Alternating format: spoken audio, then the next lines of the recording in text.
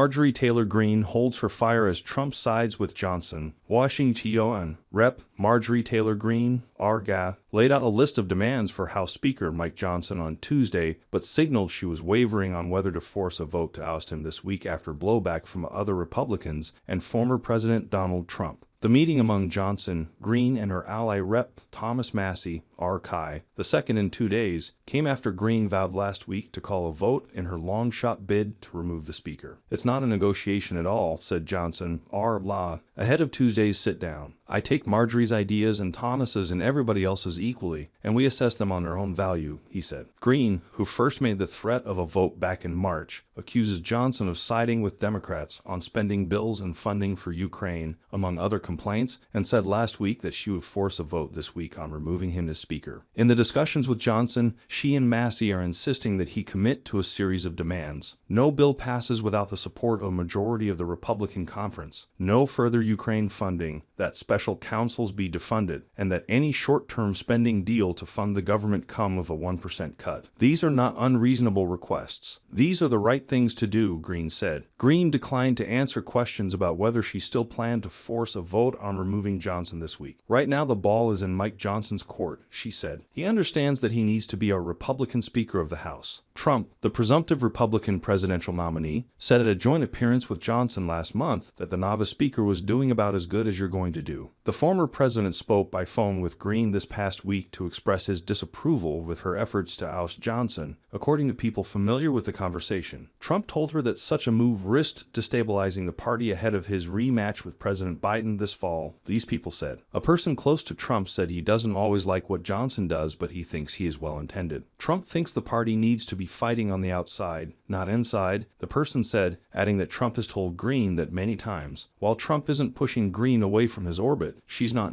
one on his hit parade right now, the person said. Greene has declined to characterize her conversations with Trump. When Johnson was asked Tuesday about whether he expected to remain party leader next year, very much an open question, he responded that he intended to lead the conference in the future and added that he was glad to have the support of President Trump. Most Republicans have little appetite for another speaker vote, and House Democratic leaders have said they would back Johnson in any effort by dissident Republicans to oust him, unlike last year when Democrats helped 8 rebel Republicans sink then-Speaker Kevin McCarthy. Rep. Carlos Gimenez, R-Flag, a Johnson ally, said Greene must be looking for an exit ramp, or at least a way to say she didn't lose. Gimenez said he would advise Johnson not to agree to any of her demands. "You never negotiate under threats like that. Under current House rules, any single member can make a motion to vacate the chair to remove the current speaker and run a new election. This is about trying to get our country to function, and we're being held hostage by these wingnuts," said Rep. Tom Suozzi, DNY. Greene filed her motion to vacate in March, saying she was furious at Johnson for relying on Democratic votes to avoid a government shutdown. She was further incensed by his support for bipartisan bills to fund Ukraine aid and reauthorize a surveillance bill, and she said last week she intended to bring up her motion this week as a privileged motion. That would give it special consideration ahead of other business, and would force the Speaker to schedule a vote within 2 legislative days. In October, when 8 Republicans and all Democrats voted to remove McCarthy, it was the first time in history that the motion to vacate had successfully been used to oust a speaker. 3 weeks of Republican feuding and turbulence followed, as Republicans repeatedly tried and failed to elect a new speaker. Johnson was finally elected with the support of all Republicans but no Democrats on October 25.